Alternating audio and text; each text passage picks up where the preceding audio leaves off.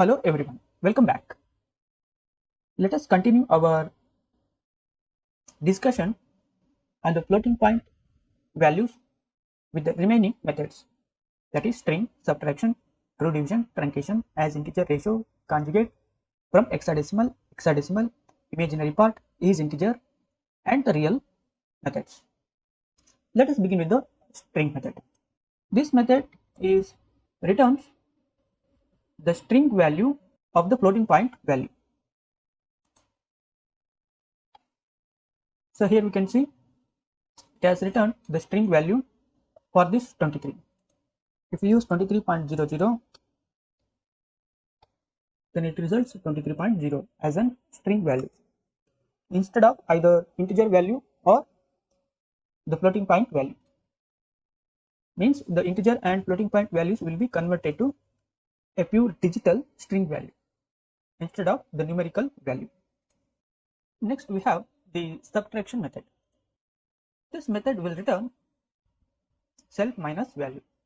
It will take the two arguments. The first one is self parameter and the second one is the value as an second parameter or arguments. Here we have used 12.0 and 7.0. Self minus value means 12.0 minus 7.0, return 5.0. Next we have the true division. True division is equivalent to an floating point division, like the normal division, x divided by y.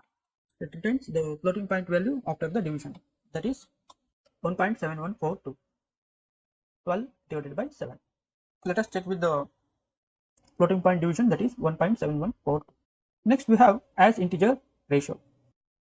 It returns two values, self and then value, where x and y are placed inside the tuple x comma y, and the result should match with the original value. It will return the possible x and y values as an ratio, and the result would be equal to the original value, like what we have seen for the integers. 24 divided by 1. 24 acts as an self value and 1 acts as an returned y value, that is value. Let us see for the 2.5 as we have seen for the integers. So here we can see 5 is the self value, that is different value x, and y also the different value, but these two values ratio 5 by 2, x divided by 2, should be equal to the original value used, that is 2.5. Next we have the conjugate method. Conjugate method will return the complex conjugate of the floating point complex value. Let us see with the complex number and applying conjugate on the complex number. Just 3 minus 2.5j, complex conjugate of 3 plus 2.5j. We can also use this conjugate method directly on the floating point constructor. It is float at conjugate and then the constructor. This constructor, if you apply on the floating point constructor, will take self as the complex value.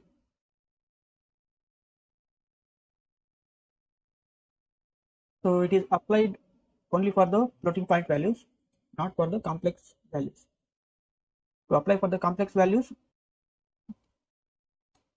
the operand must be the complex value, okay, with the floating point values or with the integer values. Next we have the is integer method. This method returns if the given value is integer, otherwise false, because 34.7 is a floating point value.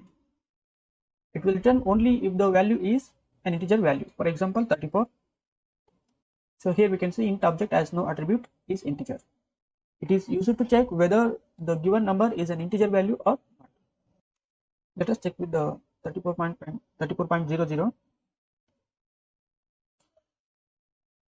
So here we can see 34.00 is considered as integer value, because after the decimal place we have used 0, instead of non-zero values. Let us see the real and imaginary methods.